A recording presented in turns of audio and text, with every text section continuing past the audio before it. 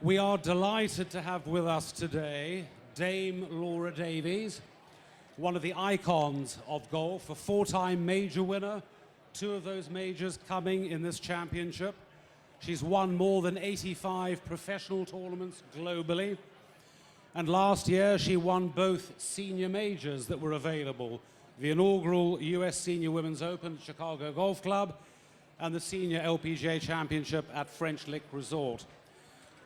On the far end of the stage, Katherine Kirk from Australia, a three-time winner on the LPGA Tour and a six-time champion on the Australian Ladies Professional Tour. Ladies, thank you for joining us today.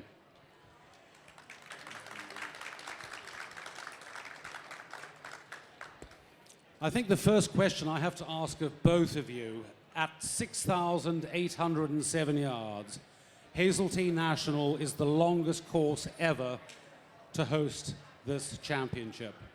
Laura, if I can start with you, how difficult was the course today and what was the biggest challenge?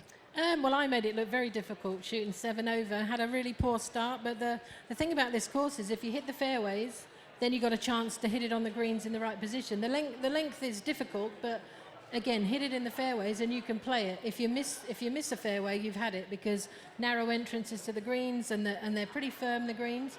So keep it in play. That's the challenge of this course. And the fairways are generous. It's not like they're really tight fairways. They're pretty generous. 16 maybe is a little bit tight, but you just, keep it in play, putt well, and I don't think the length is a massive factor, to be honest, because a lot of the length is in the par threes and the par fives. Had you seen the course before this week? Just on telly, Ryder Cup. I think that's my only experience of Hazeltine, but fell in love with the place. I'm going off it a little bit now after my 7 over, but it's such a wonderful venue. It's fun to play if you play well. Of course, the Ryder Cup held here in 2016. What is your biggest memory of that on TV?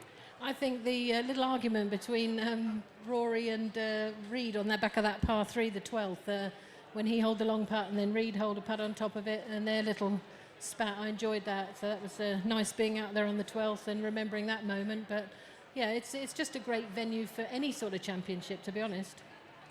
Katherine, if I can turn to you, not the easiest day for you out there, particularly on your back nine. What was the challenge like for you?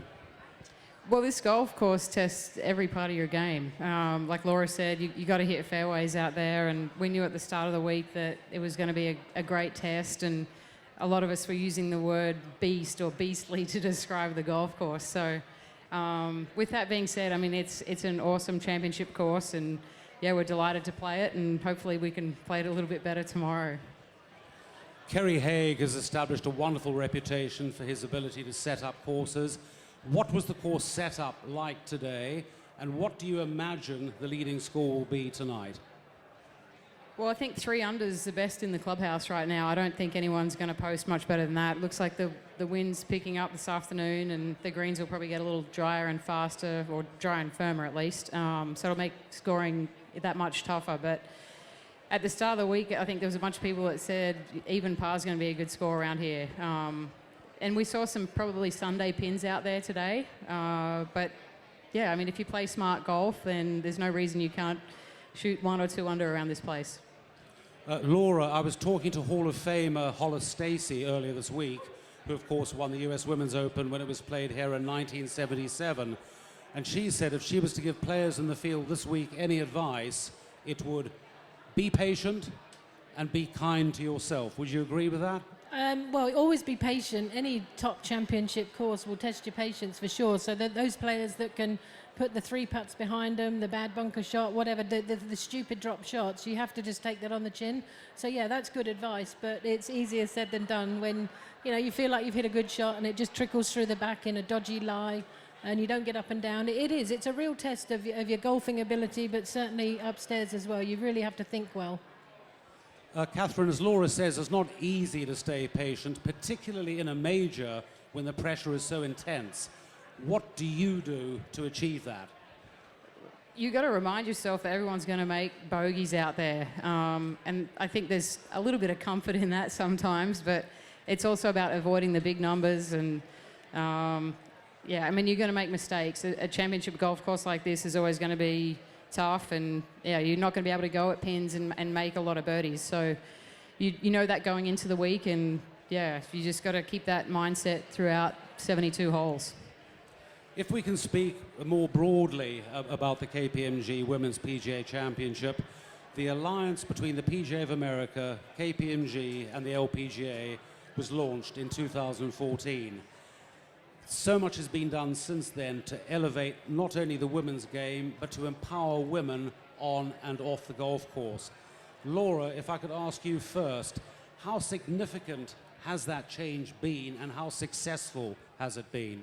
Oh, it's been amazing. I mean, you see yesterday the big summit with all the world, the ladies, the leaders, leading ladies of big business coming in here, and we were on I heard we were on one of the big morning breakfast shows.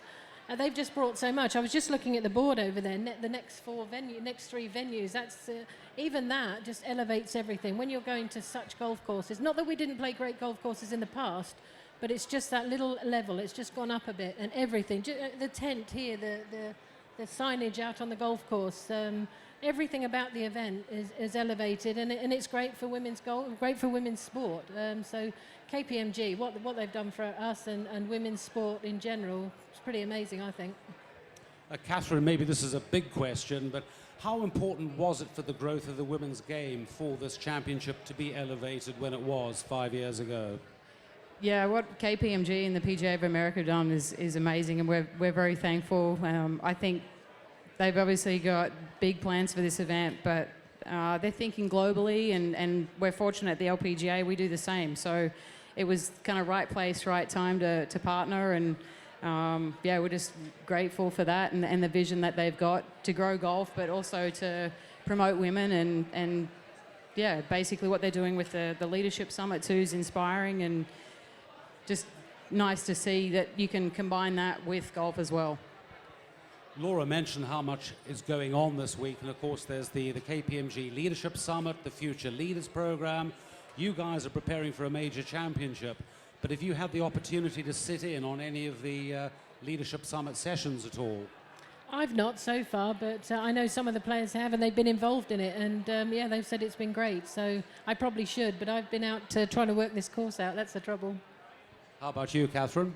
This was actually the first year that I missed out, but I think one of the highlights was hearing Condoleezza Rice speak a couple of years ago, and I think the biggest kind of key I took away from it was if you want to expand your comfort zone, you've got to get out of your comfort zone. Could you expand on that a bit more? I mean, Condoleezza Rice is so talented in so many areas. What else did you learn from her, whether it applies to leadership or how you can actually be a better player out on the golf course? I mean, obviously we've got a platform in golf to inspire people, but it's doing the small things right and paying attention to detail and looking at the big picture that I think those women do so well. And it's nice that they're willing to invest in other people and mentor other people. And I think we can learn a lot from that too. Even though golf is an individual sport, we have a huge opportunity to give back to the game and give back to other players, whether they're young girls or college golfers or just people starting for the first time. This championship is all about giving the game's best female players the chance to showcase their talents on the bigger stage. Laura, you drew our attention to some of the upcoming venues, Aronimink in 2020, Boulders Roll, Congressional, both coming up. How important is it for you as players to be playing on some of these iconic golf courses in the US in this major? Well, I think it's magnificent. You know, that's what we want to do. We want to be tested on the absolute best. You have your normal tournaments, your regular events that are on great golf courses, but when you get to venues like that, the whole thing feels special, but you need to be challenged at the highest level. And this course is proving already this week that it's tough to master. And I've not played any of those ones over there, but I've heard so much about them. And again, it's going to be a huge test for us. But that's what you need. You need to challenge the best players all the time, keep making it more and more difficult, and that's what they've done here. Katherine, from your side, how important is the selection of venue, and when it is a classic course, does that change your approach to that week at all? Well, it is golf at the end of the day, but I think you know that when you're coming to a major championship, you've got to have your best stuff, and when you come into a course like Hazeltine National, you know that it's going to be, again, the ultimate test. So you've got to be ready. But there's nothing really you can do to try harder out there. It's just about getting your prep right and then going to execute. Talking about growing the game, and I've heard this from many people this week, the number of young girls we're seeing out there in the galleries. How cool is that for you as players who will be looking to pass on the baton to those future great players on the LPGA Tour? Yeah, it's always great to see the youngsters out, and I think we're seeing it more and more. Every tournament we go to, there's a lot of young boys and a lot of young girls coming out to watch the great stars, the Jitanagans, all the young Korean girls. They want to see the best players, and they're getting inspired maybe and they're not all going to turn into top professionals, but as long as they enjoy it, golf's a great sport for business people like we've seen this week. So it's really good to see the youngsters. The young boys coming to watch us too. It's just, it adds to the flavour of the whole event. And Katherine, if you can speak to that. Yeah, I think we're starting to see younger and younger kids coming out to the golf course and showing an interest. And obviously we do junior clinics most weeks on tour, so they're getting exposed to the junior programs at either the golf course that we're playing, or they know that there's junior programs at their home courses. So yeah, I think it's awesome to see. They are the next generation, and they're going to be probably better than when Laura and I were rookies. So We've been speaking about the KPMG Leadership Summit, which is such an important part of this week. Laura, if you were to give a young girl advice, one, about how to be a leader, and two, how to be a good golfer, what would that advice be? Well, with the golf, you have to try and enjoy it first and foremost. I always say I do a junior clinic every year back in England, and that's one of the things. You have to enjoy the game to become really good at it. And if it becomes a job, then it's no longer fun, because after all, golf is a sport. And that's my attitude towards most things. Try and enjoy it first and foremost. And then if you can make that your career, then that's just a bonus. And Katherine, advice from you? on the leadership question, I mean, I always go back to the golden rule. I think that kind of takes care of a lot of things. And it obviously, if you're treating people well, they're going to treat you well, and you can build good teams off that. And as far as the golf goes, yeah, I think Laura hit the nail on the head. You got to enjoy it, because if you don't, you're not going to put the hours in, and it's going to make it hard if you don't. Katherine, when you look at the list of former winners of this championship, it really is a who's who of the greatest players on the LPGA Tour. Mickey Wright, Betsy Rawls, Laura Davies, Sari Pak, Annika Sorenstam. How much does the quality of winner in a major championship speak to the quality of that major championship, in your view? Well, obviously the best players have the best chances at majors. They know how to manage themselves, they know how to prepare properly, they know how to think and stay patient for 72 holes. And I don't think there's any coincidence there. There's no kind of one-hit wonders when it comes to winning a women's PGA. So obviously, yeah, it's an incredible tournament, and it's just continuing to get better, and hopefully one day I could join the list of greats. On a similar theme, Laura, you've won 4 major championships. You know what it's like to contend in these things. Do you still feel that sense of excitement and added pressure coming into a major championship?